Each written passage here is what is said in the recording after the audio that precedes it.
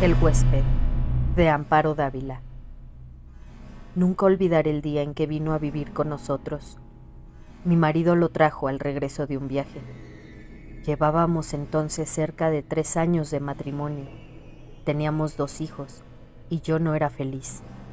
Representaba para mi marido algo así como un mueble, que se acostumbra uno a ver en determinado sitio, pero que no causa la menor impresión. Vivíamos en un pueblo pequeño, incomunicado y distante de la ciudad, un pueblo casi muerto o a punto de desaparecer. No pude reprimir un grito de horror. ¡Ah! Cuando lo vi por primera vez. Era lúgubre, siniestro, con grandes ojos amarillentos, casi redondos y sin parpadeo, que parecían penetrar a través de las cosas y de las personas. Mi vida desdichada se convirtió en un infierno. La misma noche de su llegada supliqué a mi marido que no me condenara a la tortura de su compañía. No podía resistirlo. Me inspiraba desconfianza y horror. «Es completamente inofensivo», dijo mi marido mirándome con marcada indiferencia. «Te acostumbrarás a su compañía, y si no lo consigues...». No hubo manera de convencerlo de que se lo llevara. Se quedó en nuestra casa. No fui la única en sufrir con su presencia.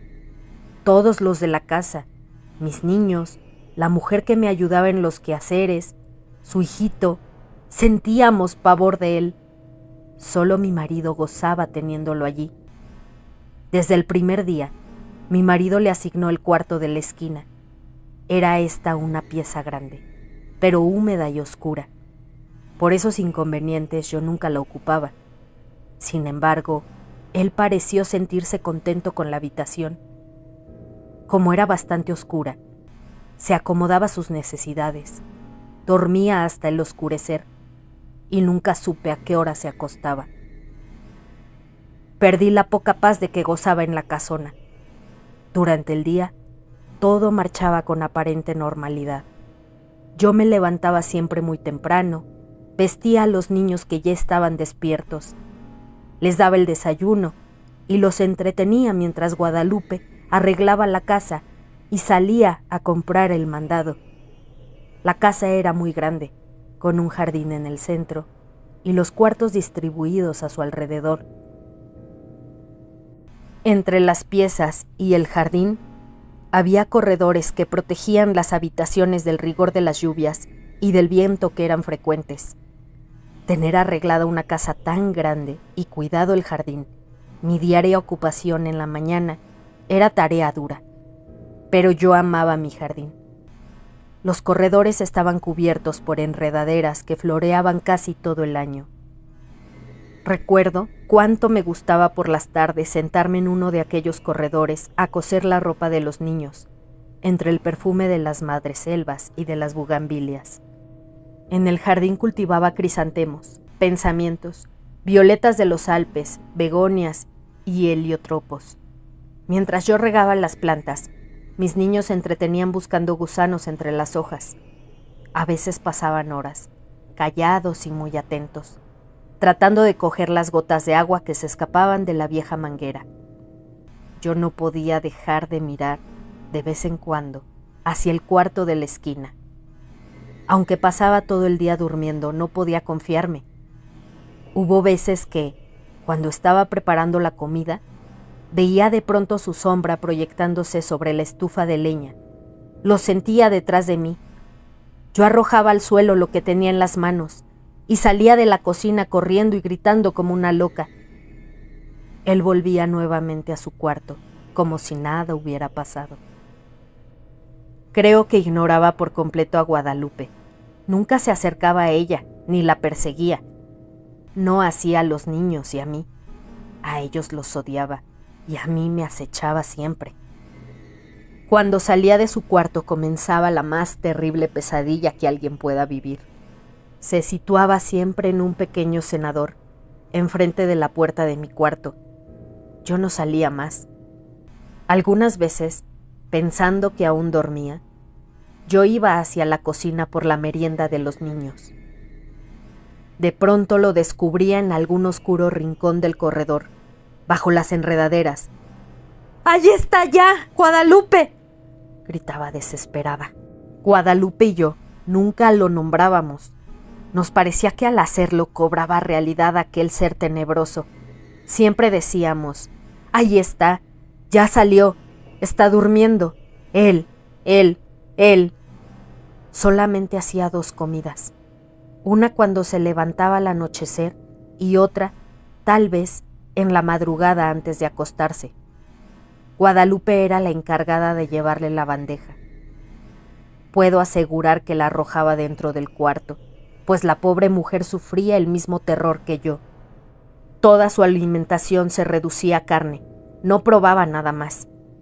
Cuando los niños se dormían, Guadalupe me llevaba la cena al cuarto. Yo no podía dejarlos solos, sabiendo que se había levantado o estaba por hacerlo. Una vez terminadas sus tareas, Guadalupe se iba con su pequeño a dormir y yo me quedaba sola, contemplando el sueño de mis hijos. Como la puerta de mi cuarto quedaba siempre abierta, no me atrevía a acostarme, temiendo que en cualquier momento pudiera entrar y atacarnos. Y no era posible cerrarla. Mi marido llegaba siempre tarde, y al no encontrarla abierta, habría pensado, y llegaba bien tarde, que tenía mucho trabajo, dijo alguna vez. Pienso que otras cosas también lo entretenían. Una noche estuve despierta hasta cerca de las 2 de la mañana, oyéndolo afuera. Cuando desperté, lo vi junto a mi cama, mirándome con su mirada fija, penetrante. Salté de la cama y le arrojé la lámpara de gasolina que dejaba encendida toda la noche.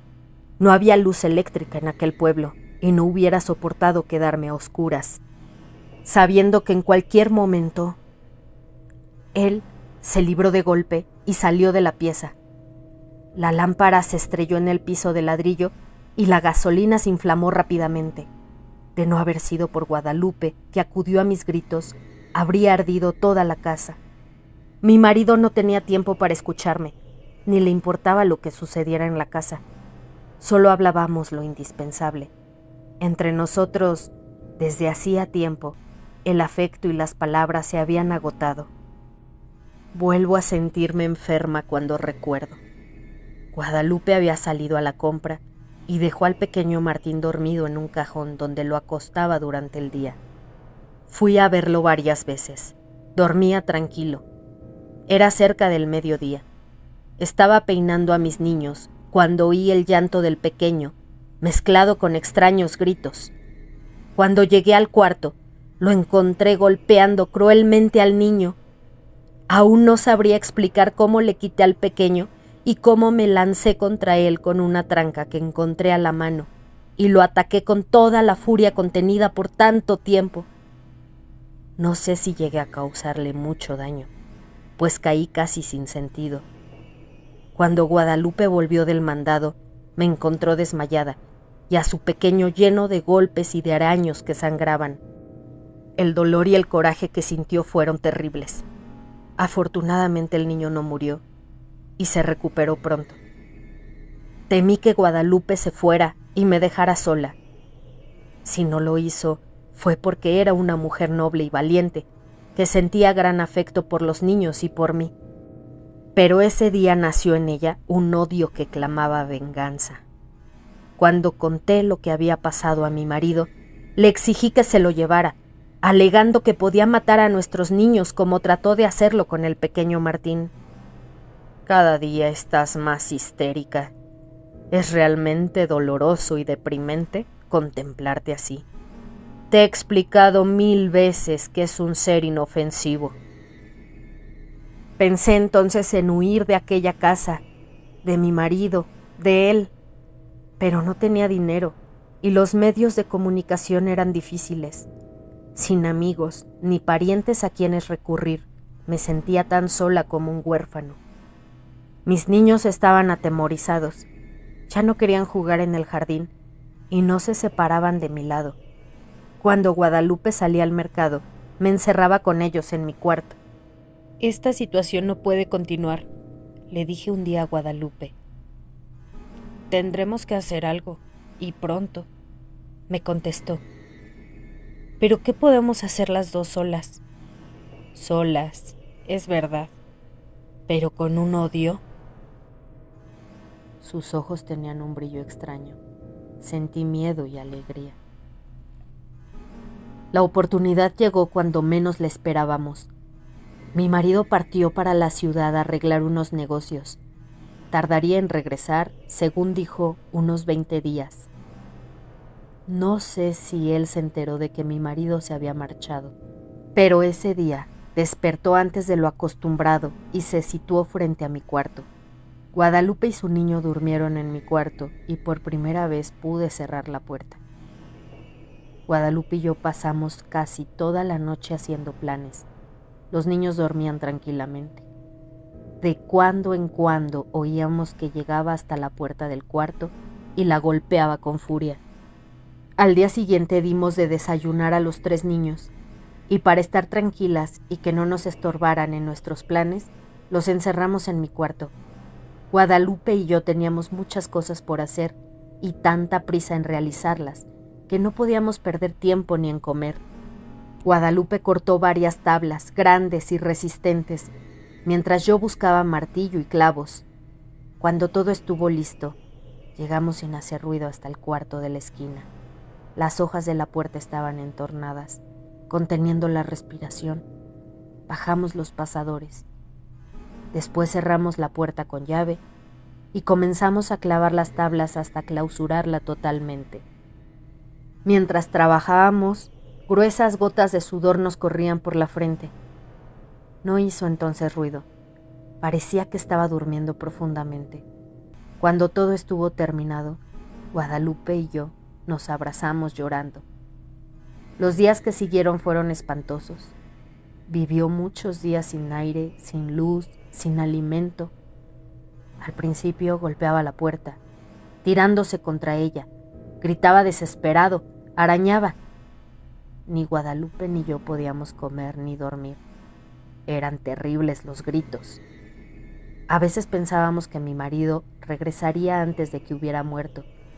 Si lo encontrara así. Su resistencia fue mucha. Creo que vivió cerca de 2 semanas. Un día ya no se oyó ningún ruido, ni un lamento. Sin embargo, esperamos 2 días más antes de abrir el cuarto. Cuando regresó mi marido, lo recibimos con la noticia de su muerte repentina y desconcertante.